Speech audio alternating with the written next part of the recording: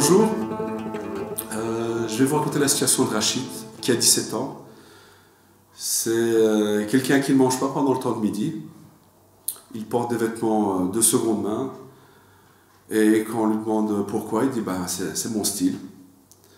C'est quelqu'un qui ne parle pas de ses difficultés. Mais quand on lui demande pourquoi, il dit je gère. Et qu'il a besoin de personne. Rachid n'a pas eu une vie facile.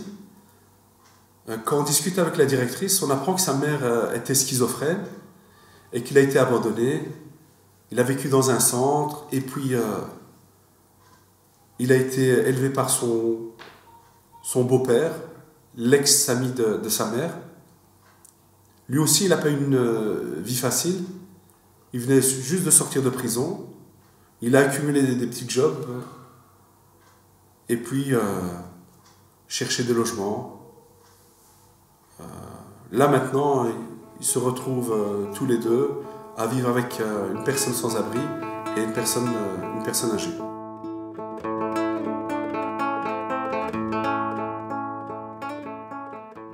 Thomas a 19 ans, il est l'aîné d'une fratrie de 5 enfants, donc il a 2 petits frères et 2 petites sœurs.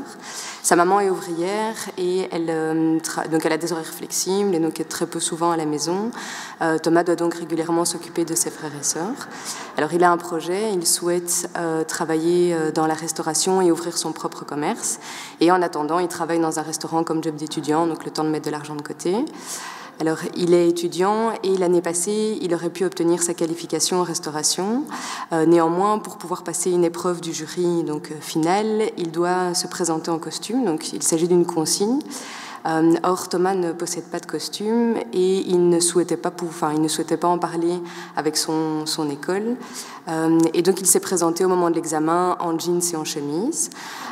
Étant donné qu'il n'a pas répondu à une des consignes, il a obtenu une note qui est inférieure à la moyenne. Et donc, il doit repasser son année. Alors, actuellement, il y a encore pas mal de tensions entre Thomas et ses professeurs. Et d'ailleurs, ses absences et ses retards scolaires sont souvent liés à sa situation familiale. Mais il est très motivé et donc il repasse sa dernière année.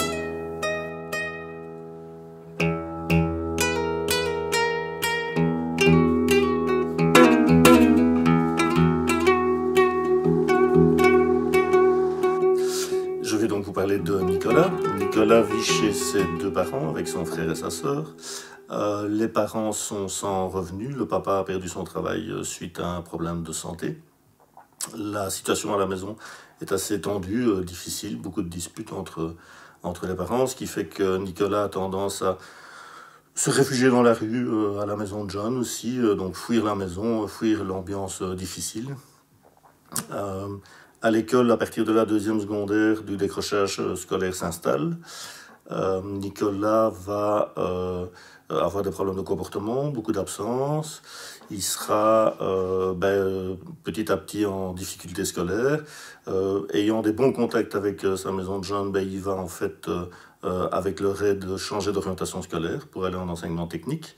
L'option choisie assez rapidement ne lui convient pas et donc il décroche aussi de l'école, il ne termine pas sa scolarité. Et donc, ayant des difficultés par rapport à son estime de soi, il la retrouve en quelque sorte dans la rue, en commettant des faits de délinquance, arrachage de sacs, des choses comme ça, ce qui va l'amener à avoir 2 séjours en IPPJ.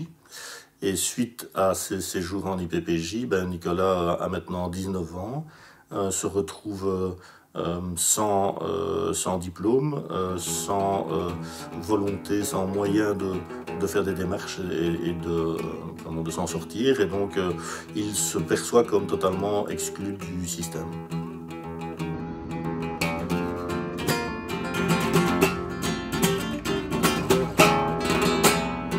Je vais vous raconter la situation de Pierre. Pierre, il a 5 frères et sœurs. Ses parents ne travaillent pas.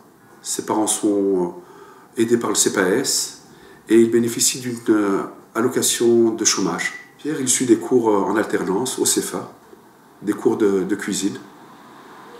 Pierre, il arrive souvent en retard, car il doit accompagner ses frères et sœurs à l'école, avec les transports en commun. La famille ne dispose que d'une mobilette, mais c'est très difficile accompagner toute la famille. À l'école, on fait souvent des remarques à Pierre, en lui disant « tes vêtements sentent mauvais ». À la maison, ils n'ont pas de machine à laver, et aller au lavoir, ça coûte trop cher.